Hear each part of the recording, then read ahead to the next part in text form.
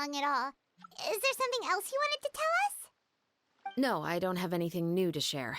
I just felt that since you were my investigation partners, I should have another conversation with the two of you.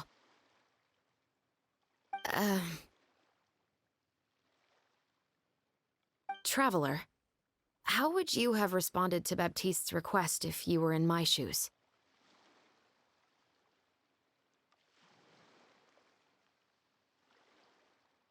Is that so? Well, thanks for sharing. When I was young, my father often took me here to swim. We'd come rain or shine, even when it was freezing cold.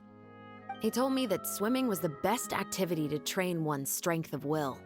You could never give up before reaching the shore, especially when the water was cold. Oh? Why's that? Because the moment you give up would be the moment you die. At that point, I still hadn't received my vision. One winter, the chilly wind felt almost like knives on my skin, and the seawater was so frigid that it numbed my toes the moment I stepped in. I cried and begged my father to spare me from having to swim across, but he wouldn't listen. He used to be a member of the Special Patrol as well.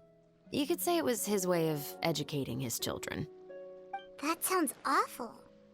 When he saw that I wouldn't stop crying, he just picked me up and tossed me into the icy water. The bone-chilling cold took away my senses.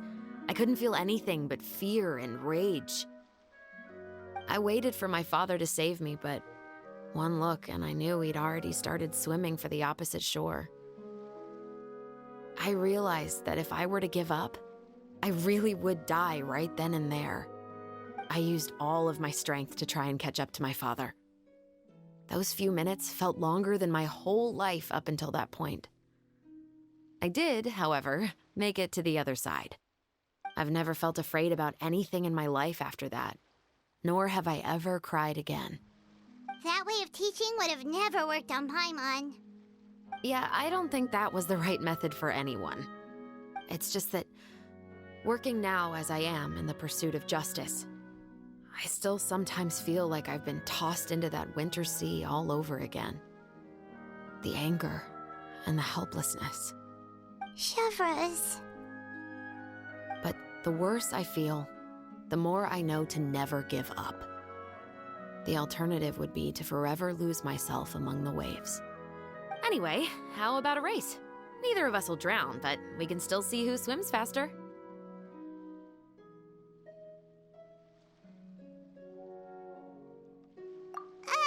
You guys go ahead! Paimon will grab the clapperboard to mark the start of the race.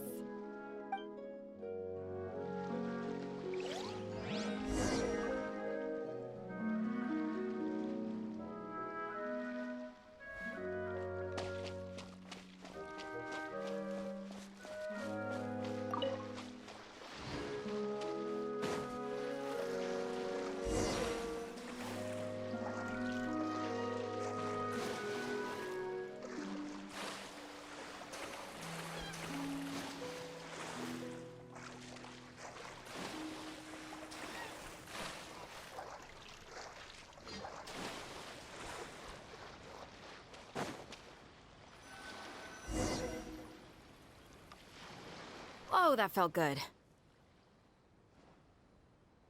You were so fast in the water, Chevreuse. You were swimming even faster than Paimon can fly. So, about the Special Patrol, did you join because of your dad? Partly, but I'd say I was more inspired by the heroes I read about in stories growing up. Oh, so it's due to your love of stories. Of course, it was only after I joined the Special Patrol that I learned that truth is often stranger than fiction. Come on, let's walk a bit more.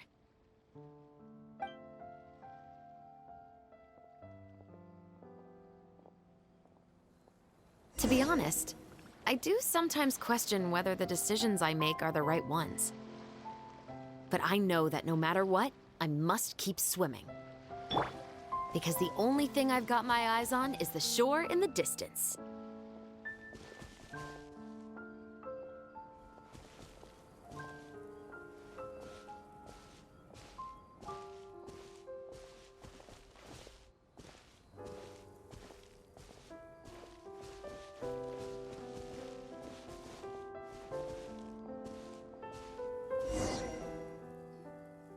Thank you for coming on this walk with me.